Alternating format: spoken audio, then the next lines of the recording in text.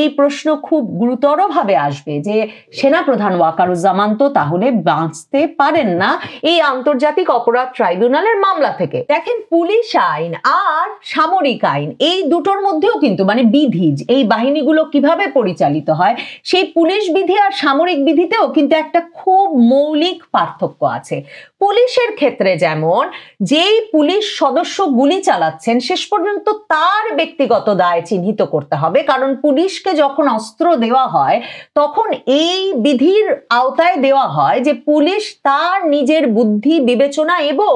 কতটা ঝুঁকি সামনে থেকে আসছে তার উপর বিবেচনা করে আসলে অস্ত্র প্রয়োগ করবে। মানে লাঠিচার্জ করলেও সেটা তার নিজ দায়িত্বে করতে হবে, গুলি ছুড়লেও সেটা তার নিজ দায়িত্বে, ব্যক্তির নিজস্ব দায়িত্বে করতে হবে। কিন্তু সেনাবাহিনীর ক্ষেত্রে কমান্ড, নির্দেশনা অত্যন্ত গুরুত্বপূর্ণ ভূমিকা রাখে। কাজেই সেনা সদস্যরা, যেখানে যেই সেনা সদস্য মানবতা বিরোধী অপরাধ করেছেন জুলাই আগস্ট আন্দোলনের সময়, এর প্রত্যেকটির দায় কমান্ড রেসপন্সিবিলিটি হিসেবে সরাসরি সামরিক বিধি অনুযায়ীও সরাসরি সেনাপ্রধান ওয়াকারুজ্জামানকেই নিতে হবে। সেনাবাহিনীর ভেতরে এই আলাপটা খুব জোরদার হয়ে উঠেছে। একদিকে যেমন ভীতি ছড়িয়ে পড়েছে একটা অংশের মধ্যে যারা সেনাবাহিনীর সদস্য হিসেবে মোতায়েন ছিলেন আইন শৃঙ্খলা পরিস্থিতি নিয়ন্ত্রণে আনতে জুলাই আগস্ট আন্দোলনের সময়টায়, তারা যেমন এই ভয়ের ভেতরে আছেন যে তাদের নামেও মামলা হতে যাচ্ছে, কারণ তারা জানেন আন্তর্জাতিক অপরাধ ট্রাইব্যুনাল অন্তত 150 জনের বিরুদ্ধে আরো গ্রেফতারি পরোয়ানা জারি করতে যাচ্ছেন, যারা প্রত্যেকেই জুলাই আগস্ট আন্দোলনের জন্য অভিযুক্ত হবেন এবং এরা প্রত্যেকেই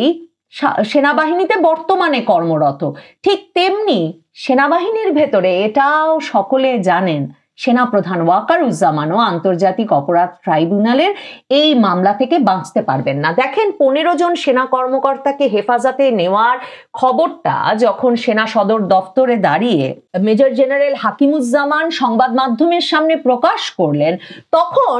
ছবিতে দেখেন বা খবরে পড়েন দেখবেন যে আরো অনেক সেনা কর্মকর্তারা তার পেছনে দাঁড়ানো ছিলেন। সেখানে কিন্তু ব্রিগেডিয়ার জেনারেল দেওয়ান মোহাম্মদ মঞ্জুর হোসেন ছিলেন, যিনি মিলিটারি অপারেশনস এর পরিচালক। সেখানে সেনা সদর দপ্তরের যে জাজ ডিপার্টমেন্ট, বিচার বিভাগ, সেনা বিচার যারা পরিচালনা করেন সেই জাজ ডিপার্টমেন্টের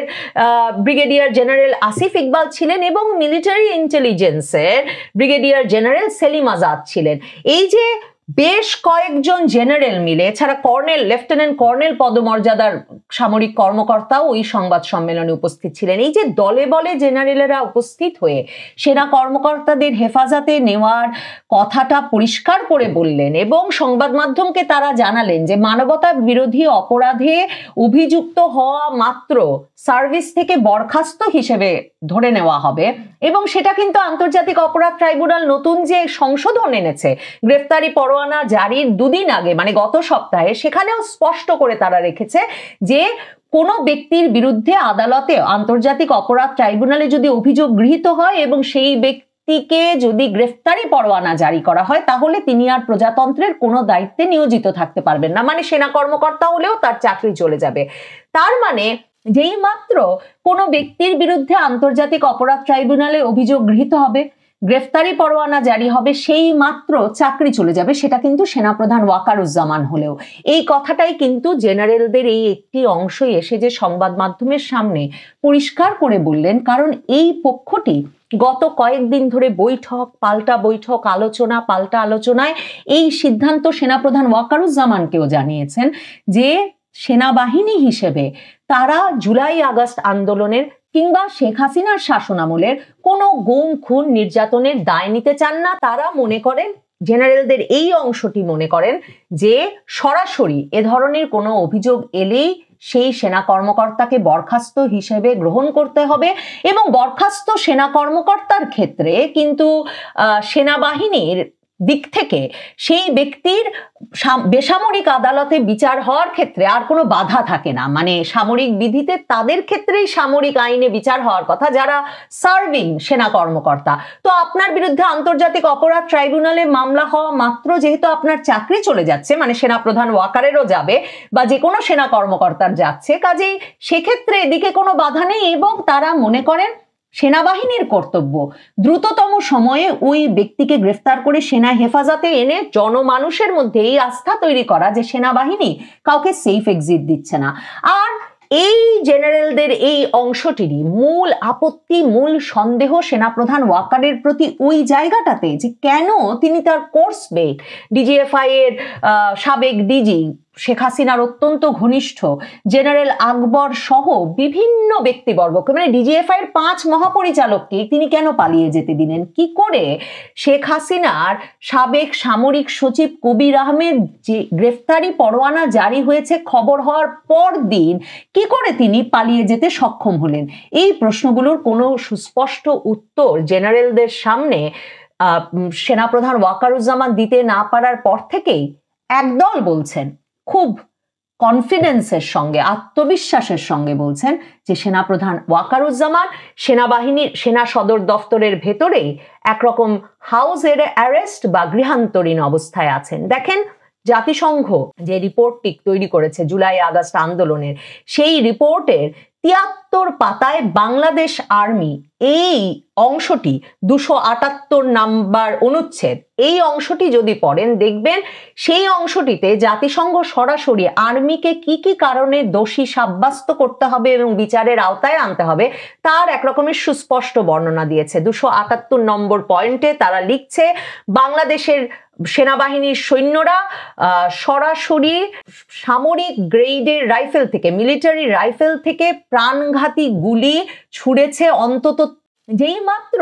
কোনো ব্যক্তির বিরুদ্ধে আন্তর্জাতিক অপরাধ ট্রাইব্যুনালে অভিযোগ গৃহীত হবে, গ্রেফতারি পরোয়ানা জারি হবে, সেই মাত্র চাকরি চলে যাবে, সেটা কিন্তু সেনাপ্রধান ওয়াকারুজ্জামান হলেও। এই কথাটাই কিন্তু জেনারেলদের এই একটি অংশই এসে যে সংবাদ মাধ্যমের সামনে পরিষ্কার করে বললেন, কারণ এই পক্ষটি গত কয়েকদিন ধরে বৈঠক পাল্টা বৈঠক, আলোচনা পাল্টা আলোচনায় এই সিদ্ধান্ত সেনাপ্রধান ওয়াকারুজ্জামানকেও জানিয়েছেন যে সেনাবাহিনী হিসেবে তারা জুলাই আগস্ট আন্দোলনের কিংবা শেখ হাসিনার শাসনামলের কোনো গুম খুন নির্যাতনের দায় নিতে চান না। বেসামরিক আদালতে সেনা কর্মকর্তাদের বিচার ঠেকাতে ওয়াকারুজ্জামানের সকল প্রচেষ্টা যখন ব্যর্থ হয়েছে এবং নানা তরফের চাপের মুখে যখন সেনা কর্মকর্তাদেরকে সেনা হেফাজতে নেওয়ার প্রক্রিয়াও শুরু হয়েছে এবং ওয়াকারুজ্জামান সরাসরি সেনাবাহিনীর শীর্ষ জেনারেলদের একটি অংশের কাছে এই প্রশ্নের সম্মুখীন হয়েছেন যে কেন তিনি অভিযুক্ত হতে পারেন বা বিচারের মুখোমুখি হতে পারেন বলে যাদের ক্ষেত্রে অনেক আগে থেকেই ধারণা করা হচ্ছিল, সেই ব্যক্তিদেরকে, বিশেষ করে ডিজিএফআই এর 5 মহাপরিচালককে কি কারণে তিনি সেফ এক্সিট দেওয়ার ব্যবস্থা করে দিলেন, এসব প্রশ্ন যখন সব দিক থেকে ওয়াকারুজ্জামানকে একটা অবিশ্বাস সন্দেহের কেন্দ্রে শুধু রেখেছে তাই নয়, তাকে এক ব্যাপক প্রশ্নের সম্মুখীন করেছে। আর যখন যেই পক্ষটি ভাবছিলেন যে সেনা কর্মকর্তাদের এই বেসামরিক আদালতে বিচার হতে দেওয়া উচিতই নয়, সেনাবাহিনীর বরং এ ধরনের একটা উদ্যোগের বিষয়ে কোনো ব্যবস্থা নেওয়া উচিত, এমনকি জরুরি অবস্থা জারির দিকে যাওয়া উচিত, এসব যেই পক্ষটি বলছিলেন, তারা যখন বুঝেছেন যে সেনাপ্রধান ওয়াকারুজ্জামানের পক্ষে কোনো সিদ্ধান্ত গ্রহণ করা, বিশেষ করে কোনো কড়া সিদ্ধান্ত গ্রহণ করা প্রায় অসম্ভব, তখন সেনাপ্রধান ওয়াকারুজ্জামান নিজেই ক্যান্টনমেন্টের ভেতর এরই মধ্যে একরকমের হাউস অ্যারেস্ট বা গৃহান্তরীণ অবস্থায় আছেন কিনা, কিংবা তাকে খুব শিগগিরই অন্তরীণ করা হয় কিনা এবং গ্রেফতারের মুখোমুখি হতে হয় কিনা, সেই প্রশ্ন, সেই জল্পনা ব্যাপক জোর পেয়েছে সেনা সদরের ভেতরে এবং বাইরে। এর কারণ হচ্ছে, দেখুন, সেনা প্রধান ওয়াকারুজ্জামানের বিরুদ্ধে আন্তর্জাতিক অপরাধ ট্রাইব্যুনালের একটা গ্রেফতারি পরোয়ানা জারি হওয়া এখন সময়ের ব্যাপার মাত্র। আন্তর্জাতিক অপরাধ ট্রাইব্যুনালে মানবতা বিরোধী অপরাধের যে মামলায় শেখ হাসিনা, স্বরাষ্ট্রমন্ত্রী আসাদুজ্জামান খান কামাল সহ পুলিশ প্রধান আব্দুল্লাহ আল মামুনের বিচার চলছে, যেখানে চৌধুরী আব্দুল্লাহ মামুন নিজেকে রাজসাক্ষী করে বিচারের তীব্রতা থেকে রক্ষা করার চেষ্টা করছেন, সেই বিচারে কেন পুলিশের আইজি চৌধুরী আব্দুল্লাহ আল মামুন থাকলে সেনাপ্রধান ওয়াকারুজ্জামান থাকবেন না, এই প্রশ্ন আপনারা জানেন, ধরুন আমি সহ নানা তরফেই নানা সময় করা হয়েছে। কারণ জুলাই আগস্ট আন্দোলনটিতে যেই আইন শৃঙ্খলা রক্ষাকারী বাহিনী বা সরকারের যেসব বাহিনী সরাসরি জুলাই আগস্ট আন্দোলন দমনে নিয়োজিত ছিল রাজপথে, সেই বাহিনীগুলোর মধ্যে একেবারে অগ্রগামী ভূমিকা পালন করেছে সেনাপ্রধান ওয়াকারুজ্জামানের নেতৃত্বাধীন সেনাবাহিনী। কাজেই সেনাবাহিনী বা সেনাবাহিনীর সে সময়ে মোতায়েনকৃত সদস্যবৃন্দ, বিশেষ করে সেনাপ্রধান ওয়াকারুজ্জামানের সেই বিচার কাছ থেকে ছাড় পাওয়ার আসলে কোনো সুযোগ থাকবার কোনো কারণ নাই। কারণ আমরা জানি ৩রা আগস্টের ৩ তারিখে এমনকি তরুণ সেনা কর্মকর্তারা যখন সেনাপ্রধান ওয়াকারুজ্জামানকে জানালেন যে তারা আর জুলাই আগস্ট আন্দোলনের বিপক্ষে শক্তিশালী অবস্থানে দাঁড়াতে চান না, তারা আর গুলি ছুটতে চান না সোজা কথায়, তারপরেও এমনকি ৪ তারিখ রাতেও ৫ তারিখের মার্চ টু ঢাকা কর্মসূচি কি করে ঠেকানো যায় সেই আলোচনায় প্রধানমন্ত্রীর দফতরে গভীর রাত পর্যন্ত আলোচনায় নিয়োজিত ছিলেন সেনাপ্রধান ওয়াকারুজ্জামান নিজে। এবং সেই বৈঠকে তিনি শেষ পর্যন্ত এই আশ্বাস দিয়ে আসেন যে সেনাবাহিনীর নেতৃত্বে এই মার্চ টু ঢাকা ঠেকিয়ে দেওয়া সম্ভব হবে এবং তিনি সরকার রক্ষা করতে পারবেন। যদিও পরে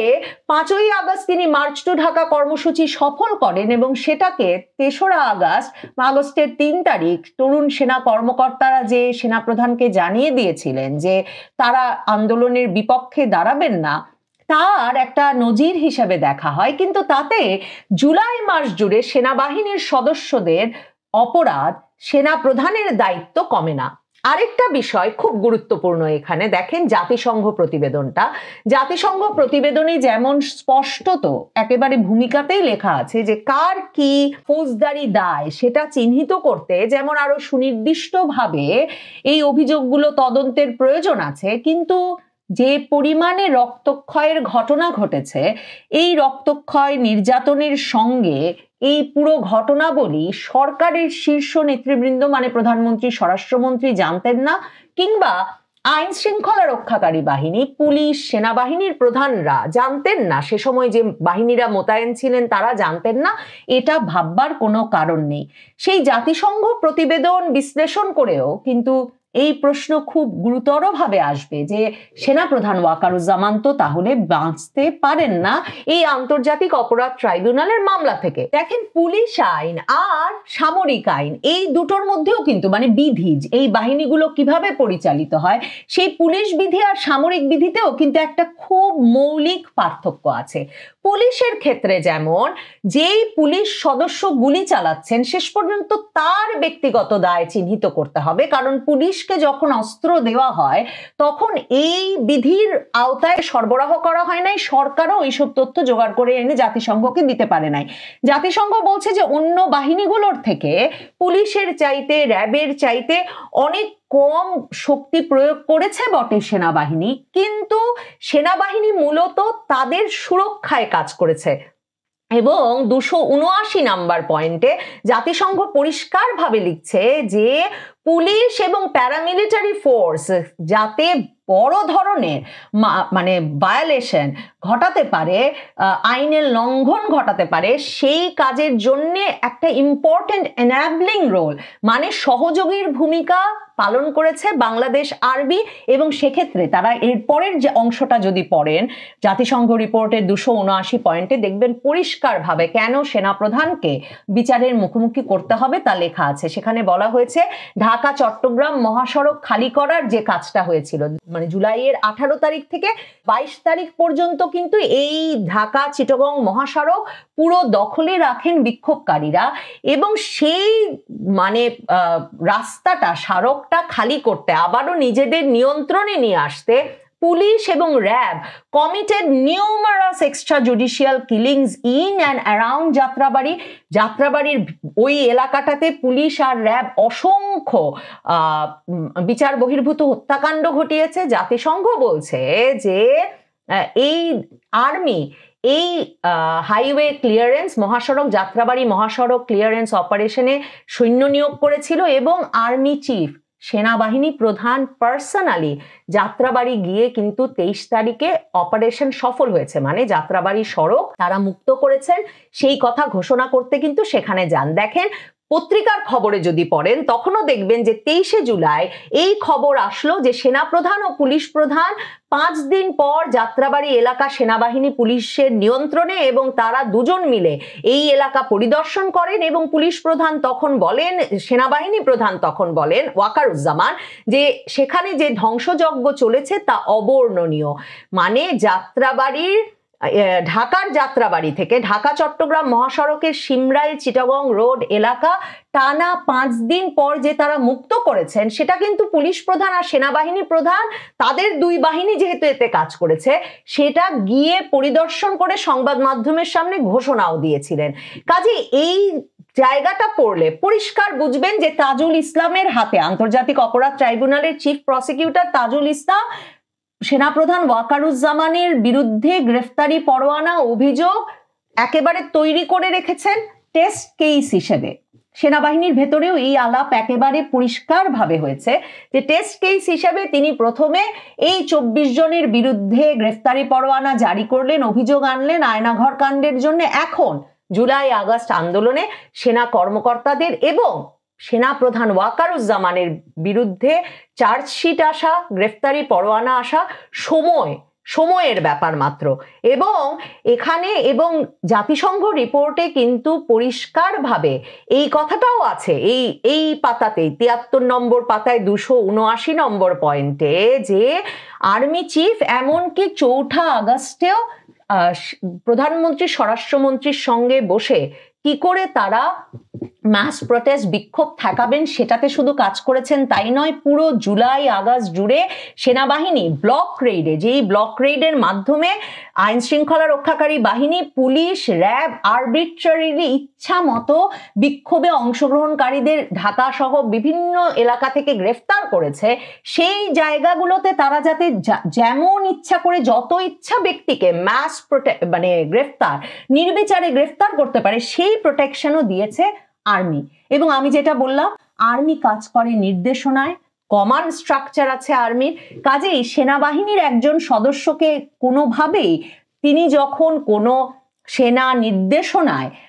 মোতায়েন ছিলেন তার দায়িত্ব পালনে, তখন তার উপরের কমান্ডিং অফিসার এবং সর্বোচ্চ কমান্ডিং অফিসার সেনাপ্রধান ওয়াকারুজ্জামানকে দায়ী করা ছাড়া আন্তর্জাতিক অপরাধ ট্রাইব্যুনালের এই বিচার কোনোভাবেই যুক্তিসঙ্গত হয়ে উঠবে না। তবে সেনা সদর দপ্তরের ভেতরে নজরদারিতে আছেন বটে সেনাপ্রধান ওয়াকার। তিনি সেফ এক্সিট পান কিনা কিংবা সেফ এক্সিটের ব্যবস্থা করতে পারেন কিনা, আমার মনে হয় এটাই সবচেয়ে আলোচিত সেফ এক্সিটের ঘটনা হতে যাচ্ছে। জাতিসংঘ রিপোর্ট অবশ্য লিখছে যে এই সেনাপ্রধান এবং এই সেনাবাহিনী যে শেখ হাসিনা সহ আওয়ামী লীগের শীর্ষ নেতৃত্বের বাংলাদেশ ছেড়ে সেফ এক্সিট পাওয়ার ব্যবস্থা করেছেন এবং বাংলাদেশের আভ্যন্তরীণ আইনের আওতার বাইরে চলে যাওয়ার ব্যবস্থা করেছেন, সেটাও স্মরণ রাখা কর্তব্য। কাজেই সেনাপ্রধান ওয়াকারুজ্জামানের বিরুদ্ধে সম্ভবত অভিযোগের কোনো কমতি পড়বে না।